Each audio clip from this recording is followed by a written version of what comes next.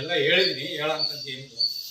ಮತ್ತು ನೀವೆಲ್ಲರೂ ಇದಕ್ಕೆ ಸಕ್ರಿಯವಾಗಿ ಪಾಲ್ಗೊಂಡ್ರೆ ಇಲ್ಲಿ ಮುಂದೊಂದಿನ ಎಲ್ರಿಗೂ ಒಂದೊಂದು ರೀತಿಯಾದಂಥ ಒಂದು ಅನುಭವ ಮತ್ತು ಒಂದೊಂದು ರೀತಿಯಾದಂಥ ಒಂದು ಉದ್ಯೋಗಗಳು ಲಭಿಸುವಂಥ ಎಲ್ಲ ಒಂದು ಶಕ್ತಿ ಇಲ್ಲಿದೆ.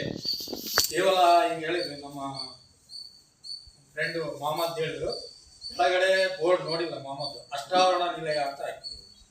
ಅಷ್ಟಾವರಣ ಅಂದರೆ ಇಲ್ಲಿ ಯಾವುದೂ ಇಲ್ಲ ಅಂತ. ನಾವಿದ್ದ ಹತ್ರ ಆ ಮಾತು ಹೇಳಂಗಿಲ್ಲ ಯಾರು, ಅಂದರೆ ನಾವೆಲ್ಲ ಒಂದೇ.